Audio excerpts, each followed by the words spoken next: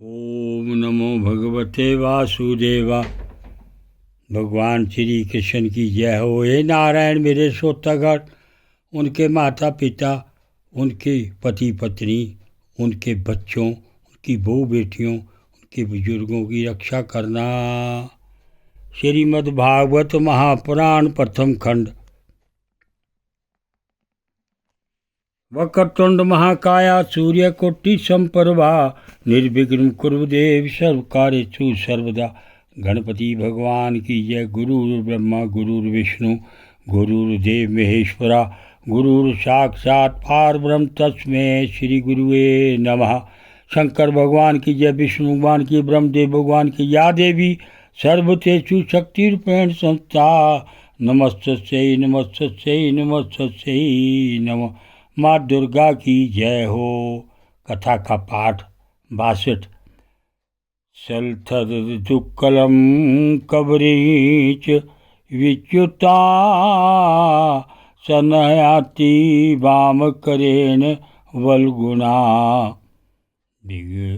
निगंती मन्य करेण कंदूतकम विमोहन्ती जगतातम मायाय ताभिक्ष्या देव इति कंदुकलीलये सद वृदासफुट समित विसरसत कटाक्षमुष्टः सवीपेक्ष अणप्रति सम्यक्षण विभलस्तमा नता मानं मंतिक उमा स्वगणाश्च वेद तस्या करागरात् स तु कन्दोको यदा गतो विधर्म तमनो ब्रज त्रिशया वासासूत्रं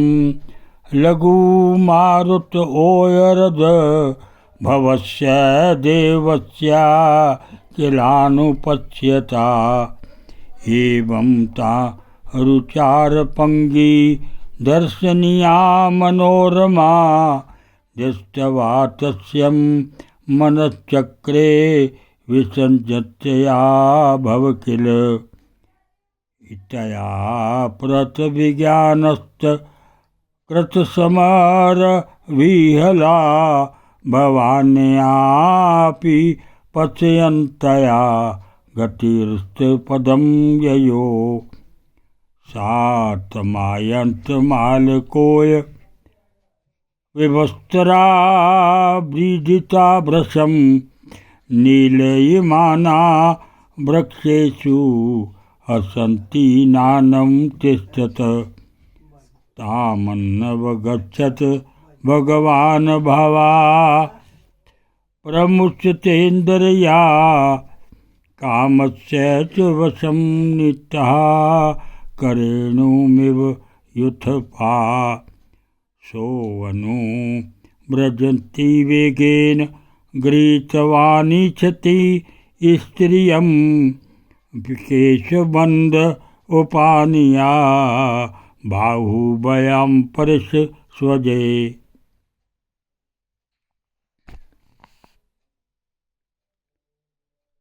जब कभी साड़ी सरक जाती और केशों की वेणी खुलने लगती, तब अपने अत्यंत सुकुमार बाएं हाथ से वह उन्हें संभाल लिया करती। उस समय भी वह दाहिने हाथ से गेंद उछाल उछाल कर सारे जगत को अपनी माया से मोहित कर रही थी। गेंद से खेलते खेलते उसने तनिक अलजवाब से मुस्कराकर तिरछी नज़र से शंकर जी की ओर देखा। बस उनका मन हाथ से निकल गया। वे मोनी को निहारने लगे और उसकी चितवन के रस में डूबकर इतने विवल हो गए कि उन्हें अपने आप की भी सुधि न रही। फिर पास बैठी हुई सती और गणों की तो याद ही कैसे रहती। एक बार मोनी के हाथ से उछलकर गेंद थोड़ी दूर चला गया। वह भी उसी के पीछे दौड़ी। उसी समय शंकर जी के देखते देखते वायु ने उसकी जीनी सी साड़ी गर्दनी के साथ ही उड़ा ली। मोनी का एक एक अंग बड़ा ही रुचिकर और मनोरम था। जहाँ आंखें लग जाती लगी ही रहती। सही यही नहीं, मन भी वहीं रमण करने लगता। उसको इस दशा में देखकर भगवान शंकर उसकी ओर अत्यंत आकृष्ट हो गए।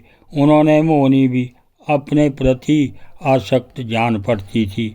उसने शंकर जी का विवेक छीन दिया।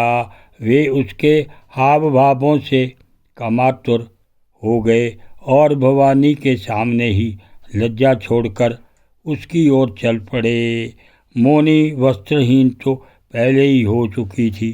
शंकर जी को अपनी ओर आते देख बहुत लज्जत हो गई।